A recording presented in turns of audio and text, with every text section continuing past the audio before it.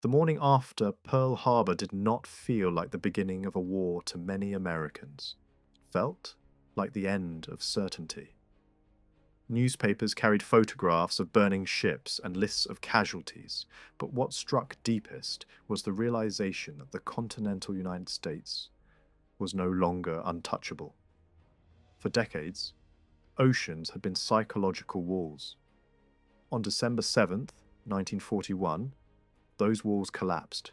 The attack was sudden, devastating, and humiliating, and the shock lingered far beyond the wreckage in Hawaii. Across the country, the immediate response was not rage alone, but disbelief mixed with fear. Rumours spread faster than facts. West Coast cities prepared for possible Japanese air raids, blackouts were imposed, and civilians scanned the skies for enemy aircraft. Radio broadcasts carried urgent voices, while civil defense drills reminded Americans that war might come to their streets. For the first time in generations, the homeland felt exposed. Within the US military, the psychological impact was severe. Pearl Harbor had shattered the image of American naval dominance in the Pacific. Battleships lay sunk or crippled, experienced sailors were dead, and commanders questioned their own readiness. Officers spoke openly about a crisis of confidence, not just in equipment, but in planning and leadership. The fear was not merely that Japan had struck first, but that it might continue striking without resistance. President Franklin D. Roosevelt understood that morale was now as critical as steel or fuel. The American public demanded action, not months or years later, but immediately.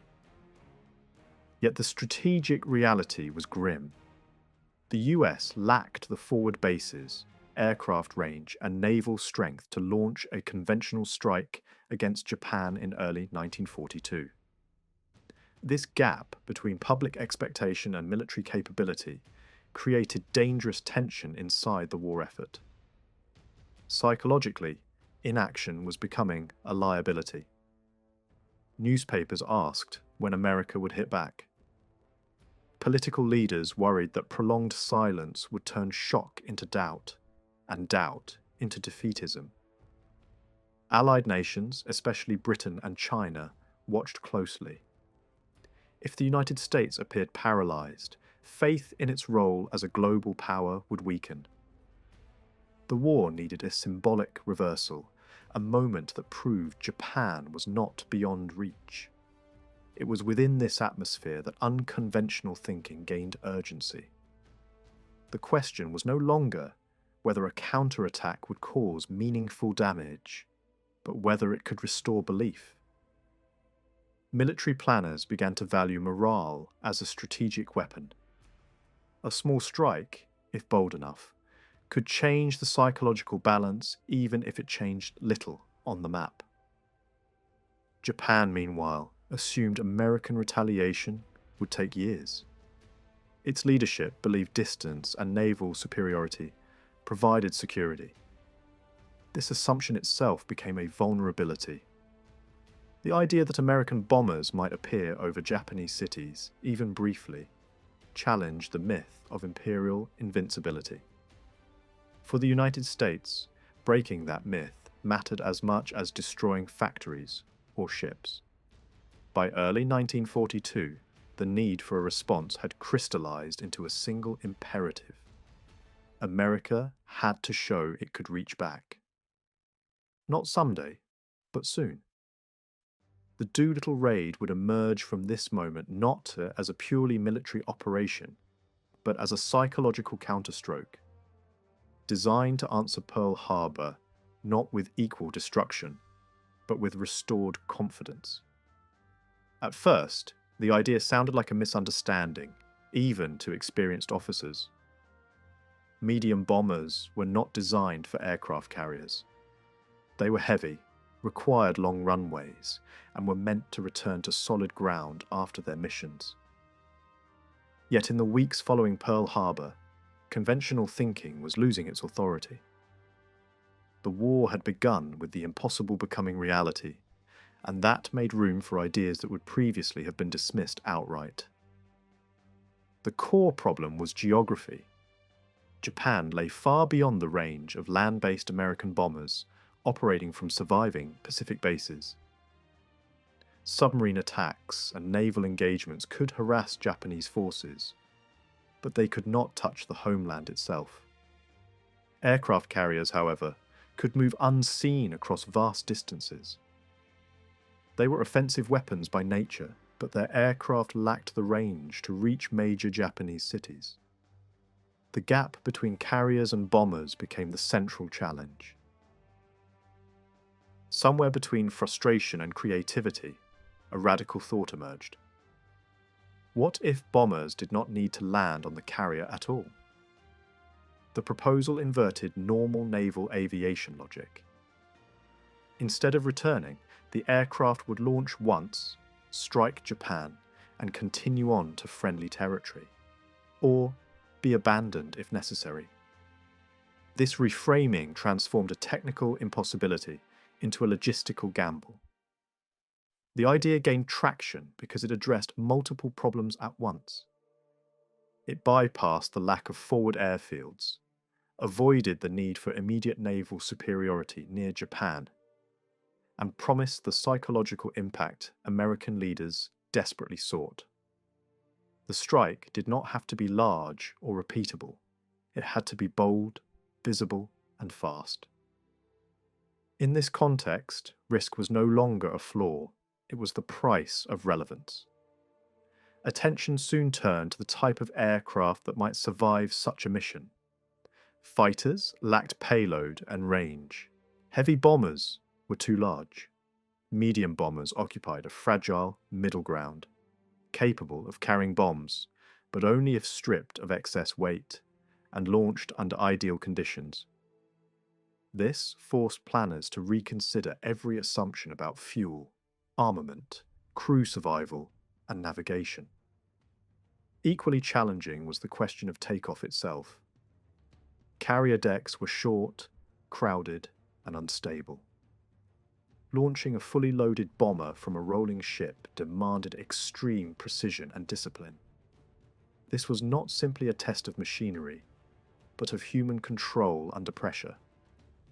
The margin for error was measured in meters, not miles, and failure would be immediate and unforgiving. What pushed the idea forward was not certainty, but momentum. Once senior planners realized the concept might be technically possible, abandoning it felt like surrendering initiative. The proposal spread through command circles not as a finished plan, but as a challenge. Prove it cannot be done. Each technical objection sparked experiments rather than rejection. By the time the concept reached higher command, it no longer sounded impossible, only dangerous. And in early 1942, danger was no longer disqualifying. The notion of carrier-launched bombers had evolved from an absurd thought experiment into a concrete direction, driven by necessity, imagination, and the understanding that surprise itself could be a weapon.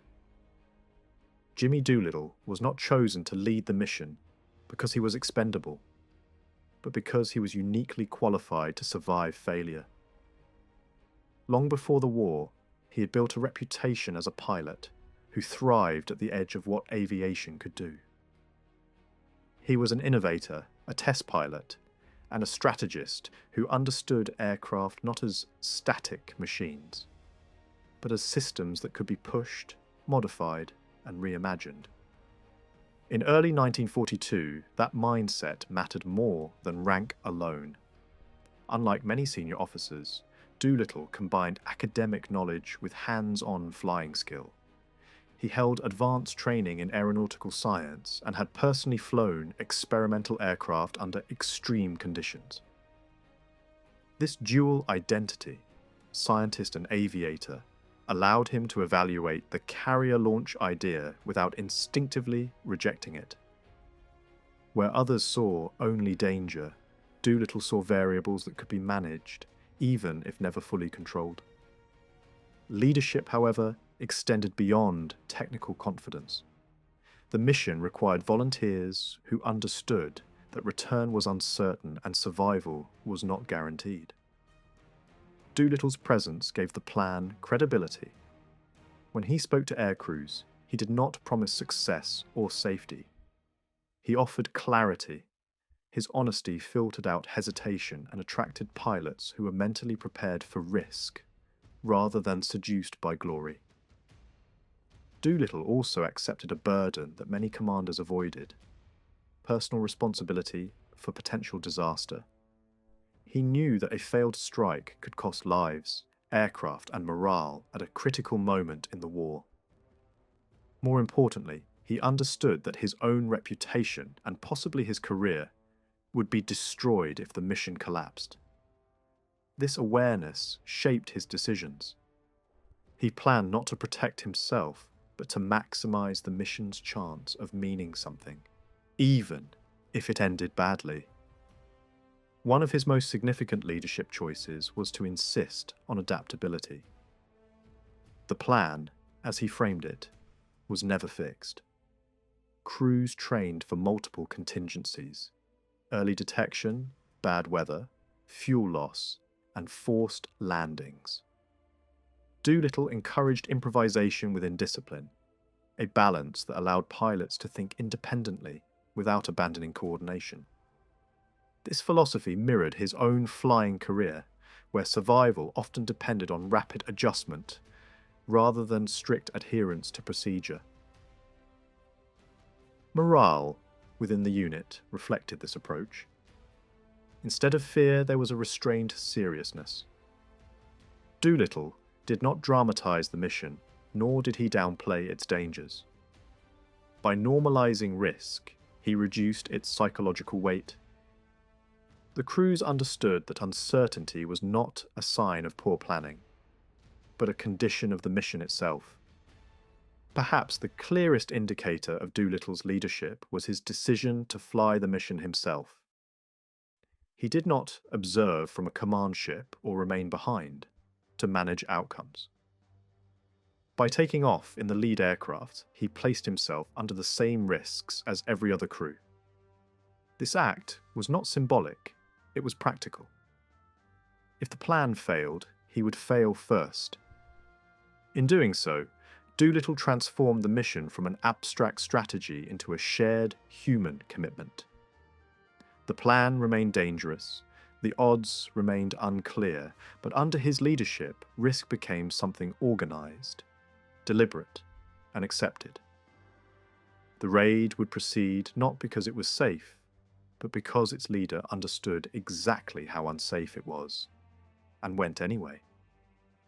Training began with a contradiction that every pilot immediately understood. They were being prepared to fly a mission that had no planned ending. Unlike standard combat training, which emphasized return, recovery, and repetition, this program focused on a single moment of success, followed by uncertainty. From the outset, the pilots were told that landing back on a carrier was not part of the plan. Survival, if it came, would come later, and elsewhere. The most visible challenge was the takeoff itself. Medium bombers were never meant to leave the ground in such confined space. Pilots practiced accelerating to flying speed in distances that felt unnaturally short, learning to trust lift over instinct. Every unnecessary kilogram was removed. Bomb loads, fuel balance, and even personal equipment were reconsidered. Training transformed aircraft into stripped-down instruments, where precision replaced power. These exercises were repeated relentlessly. Crews practiced takeoffs again and again, not to achieve comfort, but to eliminate hesitation. The goal was not elegance, but consistency. Pilots learned to hold their aircraft at the edge of stall without crossing it, riding a narrow margin where a single mistake would end the mission before it began. The runway was unforgiving, and that was intentional. Navigation training introduced a different kind of stress. Once airborne, the crews would fly deep into enemy territory. with limited radio contact and minimal margin for error. They studied coastlines, rivers, and city layouts, memorizing features that might appear only once beneath cloud cover. Maps were simplified, distances recalculated, and assumptions removed. The emphasis was not on perfect navigation, but on making correct decisions when information was incomplete. Equally important was psychological conditioning. Instructors avoided language that suggested heroism or sacrifice. Instead, they framed the mission as a problem to be solved step by step.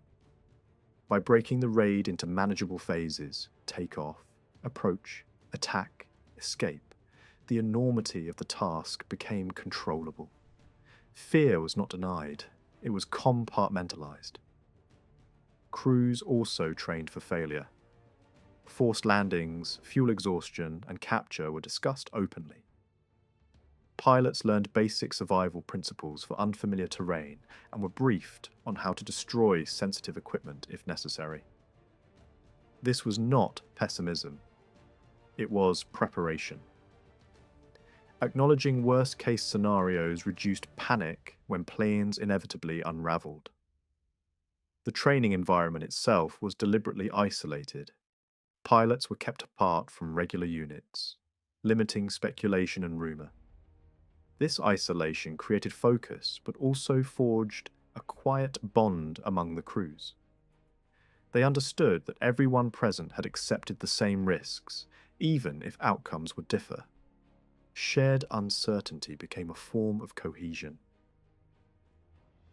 By the time training ended, confidence did not come from believing the mission was safe.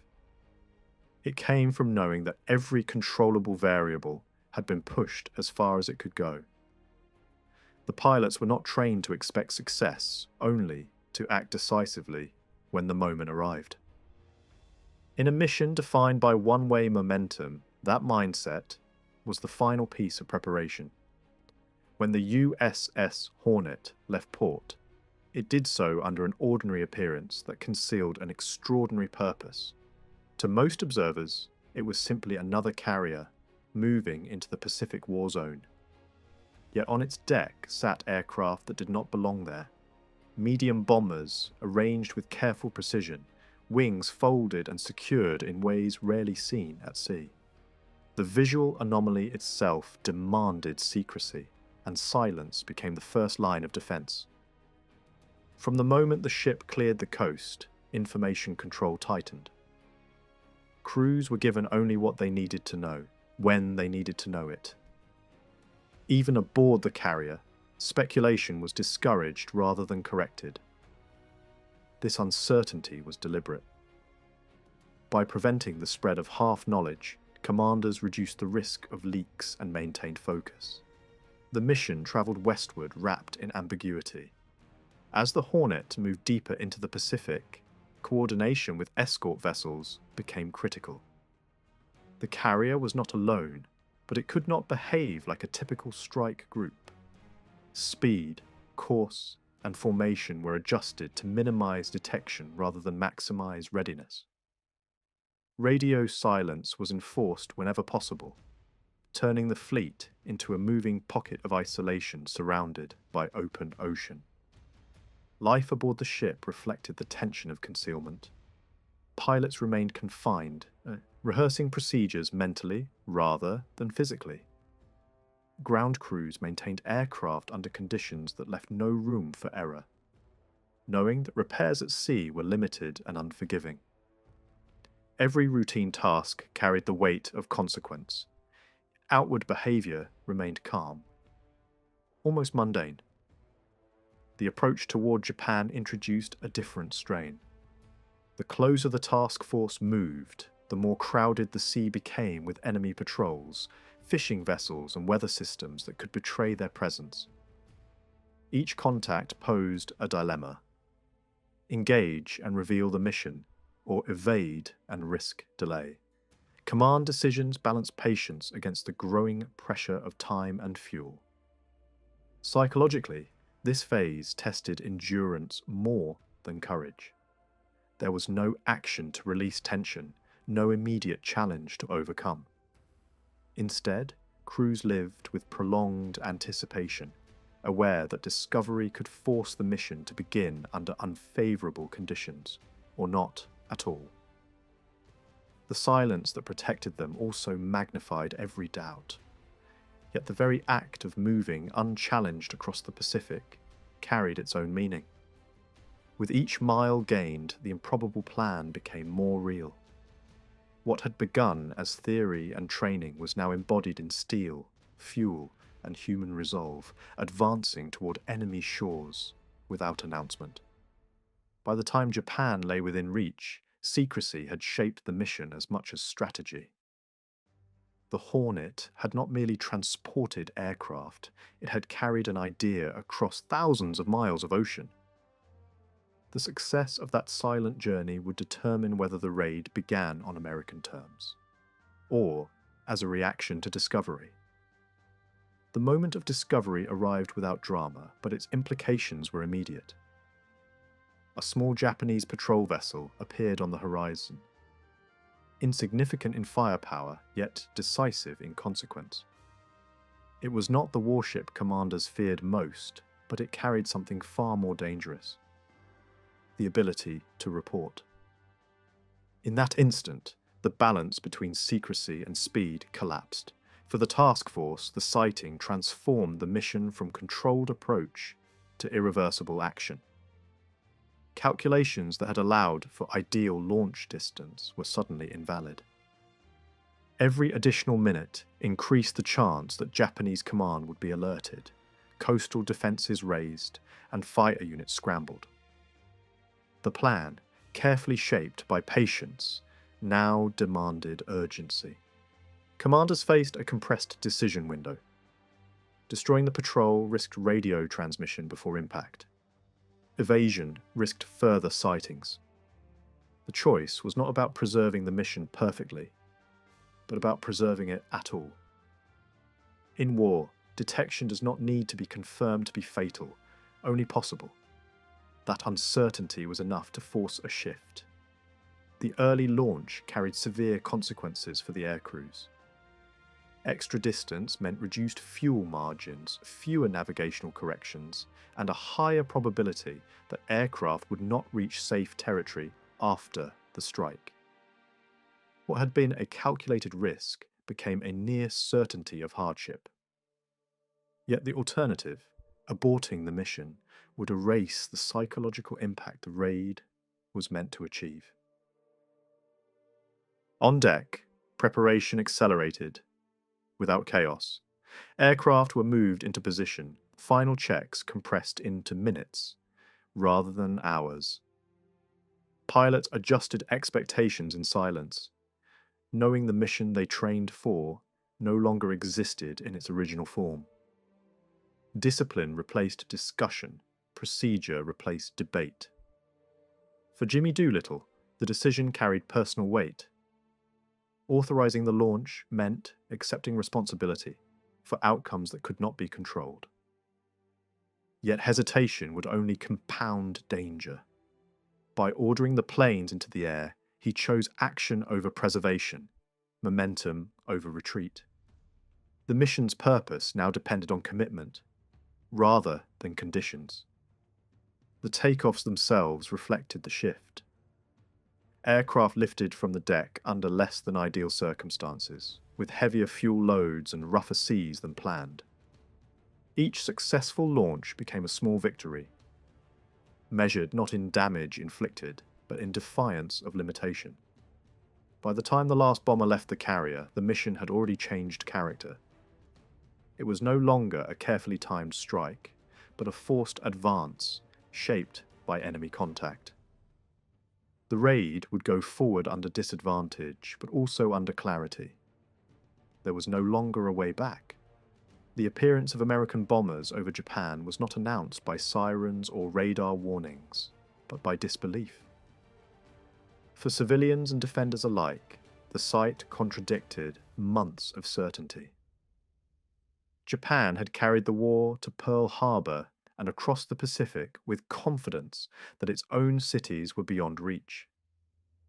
That assumption shattered as unfamiliar aircraft cut through the sky, small in number but enormous in implication. The attack unfolded quickly and unevenly.